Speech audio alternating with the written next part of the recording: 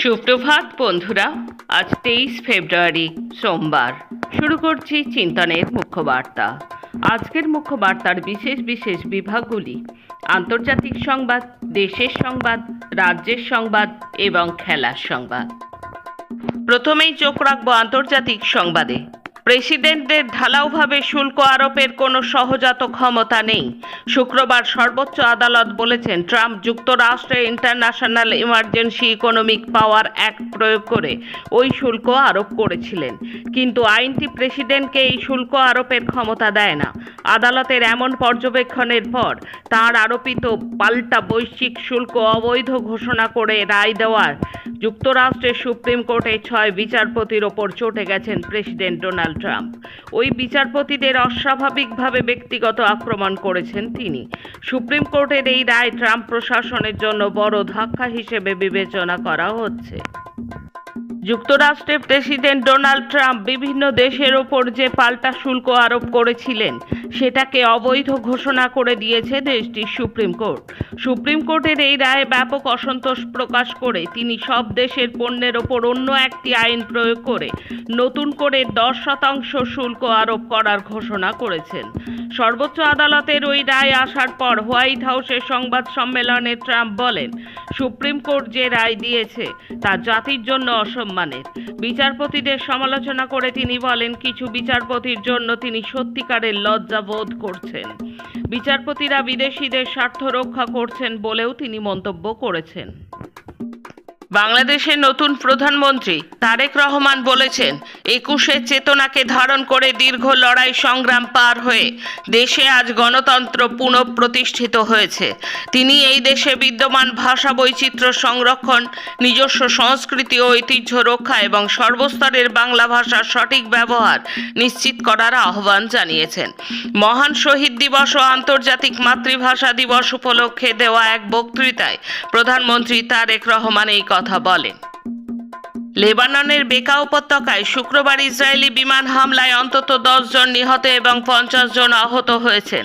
দেশটির নিরাপত্তা বাহিনীর 2টি সূত্র রয়টার্সকে এই খবর নিশ্চিত করেছে। ইসরায়েলি সামরিক বাহিনীর দাবি, তারা বালবেক এলাকায় হিজবুল্লাহর বিভিন্ন অবস্থান লক্ষ্য করে এই হামলা চালিয়েছে। সাম্প্রতিক সপ্তাহগুলোর মধ্যে পূর্ব লেবাননে এটি অন্যতম রক্তক্ষয়ী ইসরায়েলি হামলার ঘটনা।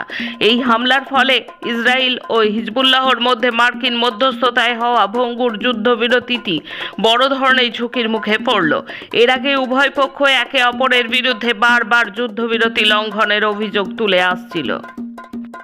নরমে গরমে জারি হয়েছে ইরান আমেরিকার দ্বন্দ্ব। আমেরিকান প্রেসিডেন্ট ডোনাল্ড ট্রাম্প 10 দিন সময় দিতেই ইরান তড়িঘড়ি জানিয়েছে, যুদ্ধ নয়, কূটনৈতিক পথে সমাধান চায় তারা। যদিও শোনা যাচ্ছে সমাধানের বহু পথ খুলে রেখেছেন ট্রাম্প। একটি রিপোর্ট থেকে জানা গেছে, ইরানের সর্বোচ্চ নেতা আয়াতুল্লাহ আলী খোমেনি ও তার ছেলে মোজতবা এবং কিছু শীর্ষস্থানীয় ধর্মীয় নেতাকে খুনের পরিকল্পনা রয়েছে আমেরিকার। আসছি দেশের খবরে। ডোনাল্ড ট্রাম্পের একতরফা শুল্ক বৃদ্ধির সিদ্ধান্তের ছায়া এবার ভারত আমেরিকা বাণিজ্যিক মৈত্রীতেও। ওয়াশিংটনে সোমবার থেকে শুরু হতে চলা 2 দেশের মুখ্য আলাপ আলোচনাকারীদের বৈঠকটি আপাতত স্থগিত রাখার সিদ্ধান্ত নিয়েছে নয়াদিল্লি ও ওয়াশিংটন। মার্কিন সুপ্রিম কোর্ট ট্রাম্প প্রশাসনের ঢালাও শুল্ক নীতির বিরুদ্ধে রায় দেওয়ার পর পরিস্থিতির আমূল পরিবর্তন হয়ে গেছে।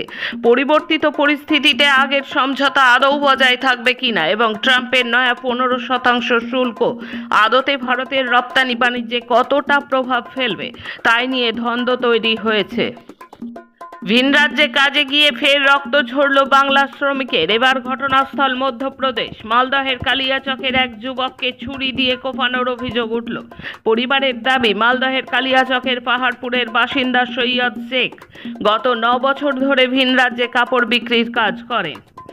ঘটনাস্থল উত্তরপ্রদেশ। টুপি দাড়ি দেখেই বেদম চর লাথি লখনৌয়ের বদায়ুতে ফেজ টুপি পরিহিত এক বৃদ্ধ এবং তার সঙ্গী এক যুবককে বেদম প্রহার করার ভিডিও ভাইরাল হতেই গ্রেপ্তার করা হলো এক যুবককে। যদিও প্রাথমিকভাবে পুলিশ কোনো ব্যবস্থা নিতে গড়িমসি করে। দিল্লিতে জঙ্গি হামলার আশঙ্কায় দেশজুড়ে নিরাপত্তা বাড়ানো হয়েছে। এরই মধ্যে রবিবার সকালে জম্মু কাশ্মীরের সেনা জঙ্গির নতুন করে লড়াই শুরুর কথা শোনা গেছে। জানা গেছে একদল জঙ্গি এলাকায় লুকিয়ে ছিল, আন্দাজ করতে পারে সেনা ও পুলিশের যৌথ বাহিনী। এরপরেই দুপক্ষের মধ্যে শুরু হয় গুলির লড়াই। এনকাউন্টারে নিহত হয়েছে এক জঙ্গি। চলতি মাসের শুরুতেই পাক জঙ্গি সংগঠন জৈশের 2 শীর্ষ কমান্ডার জম্মু কাশ্মীরের উধমপুরে নিরাপত্তা বাহিনীর হাতে নিহত হয়। তেলেঙ্গানা পুলিশের কাছে আত্মসমর্পণ করলেন সিপিআই মাওবাদী সাধারণ সম্পাদক দেবুজি ওরফে টি তিরুপতি এবং আর এক শীর্ষ নেতা রাজা রেড্ডি। এই সঙ্গে আরও 14 জন মাওবাদী নেতা আত্মসমর্পণ করেছে বলে জানানো হয়েছে। আসামে গিয়ে অমিত শাহের সেই একই ভাঙা রেকর্ড, বিজেপি ফিরলে বছরের মধ্যে অনুপ্রবেশকারী তাড়াব। গুরুতর অসুস্থ শরদ পাওয়ার আবারও হাসপাতালে। দিল্লিতে আয়োজিত এআই ইম্প্যাক্ট সামিটে শার্টলেস বিক্ষোভ দেখানো যুব কংগ্রেস কর্মীরা নেপালের সাম্প্রতিক জেনজি বিক্ষোভের দ্বারা অনুপ্রাণিত। পাতিয়ালা হাউস কোর্টে শনিবার এমনই অভিযোগ করল দিল্লি পুলিশ। পুলিশের দাবি, শুক্রবার ওই বিক্ষোভের পিছনে নির্ঘাত কোনো বড়সড় ষড়যন্ত্র রয়েছে। কার্যত তাদের দাবিকে মান্যতা দিতেই ধৃত 4 যুবক কংগ্রেস কর্মীকে এদিন 5 দিনের পুলিশি হেফাজতে নির্দেশ দিয়েছে পাতিয়ালা হাউস কোর্টের বিচারক।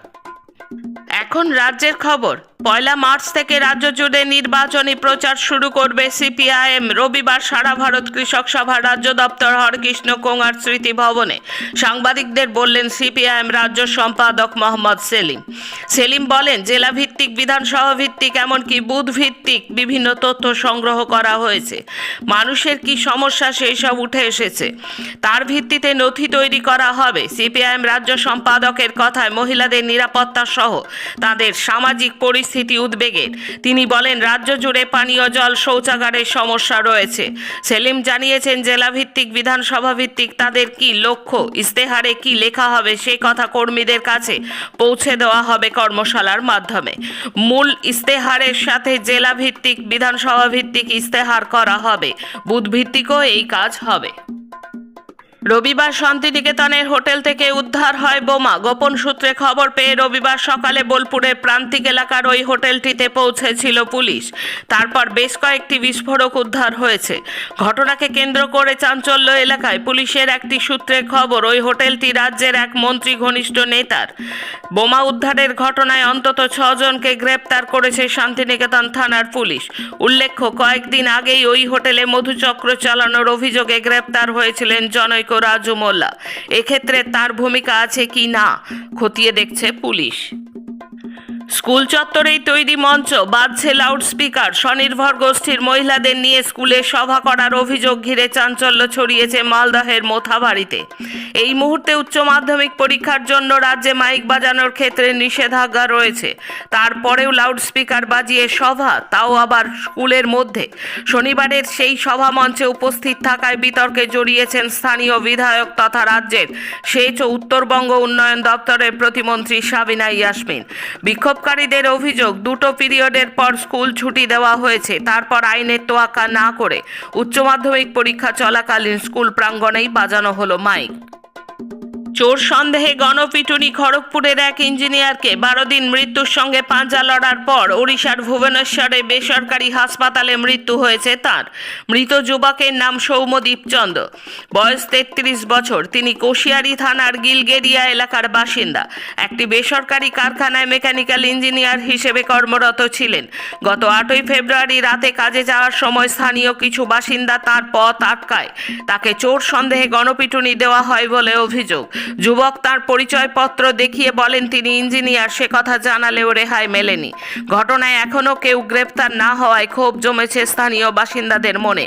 অভিযুক্তদের কঠোর শাস্তির দাবি করেছেন ইঞ্জিনিয়ারের পরিবার ও স্থানীয় বাসিন্দারা। রবিবার কলকাতায় সিপিআইএম নেত্রী বৃন্দা কারাতের আত্মজীবনীমূলক লেখা রীতা হয়ে ওঠা বইটি প্রকাশ করেন মোহাম্মদ সেলিম। সেখানে তিনি বলেন, এ রাজ্যে মহিলাদের বঞ্চিত করা হয়েছে, তাদের আয় কমেছে। তাই তৃণমূল বিজেপি লক্ষ্মীর ভাণ্ডার এবং অন্নপূর্ণা ভাণ্ডার নিয়ে তরজা চালাচ্ছে। এই ধরনের প্রকল্প করে মন ভোলাতে চাইছে। তিনি আরও বলেন, সামনে বিধানসভা নির্বাচন। এই নির্বাচনে আমরা মানুষের অধিকার বোধ তৈরি করতে চাই। সাংবাদিকদের সাংবাদিকদের করা প্রশ্নে সিপিআইএম রাজ্য সম্পাদক জানিয়েছেন, এবার সিপিআইএম এর প্রার্থী তালিকায় মহিলা মুখ বাড়বে। লক্ষ্মীর ভাণ্ডার প্রসঙ্গে তিনি বলেন, ভাণ্ডার তো তৃণমূল লুট করেছে, আর তার থেকে সুচাগ্র জরিমানা দিচ্ছে মহিলাদের। অনেক মহিলা এটুকুও পাচ্ছেন না। শেষে খেলার খবর। রবিবার মহিলাদের রাইজিং স্টারস এশিয়া কাপ ফাইনালে মুখোমুখি হয়েছিল ভারত এবং বাংলাদেশ। সেই ম্যাচে উইমেন ইন ব্লুর কাছে কার্যত আত্মসমর্পণ করল পদ্মাপাড়ের মহিলা ব্রিগেড। 100 রানও তুলতে পারল না বোর্ডে। সৌদি প্রো লিগের ম্যাচে রোনালদোর জোড়া গোলে আল হাজেনের বিরুদ্ধে 4-0 গোলে জয় পেল আল নাসের। অন্যদিকে MLS-এর প্রথম ম্যাচে নেমেই হারতে হলো গতবারের চ্যাম্পিয়ন ইন্টার মায়ামিকে।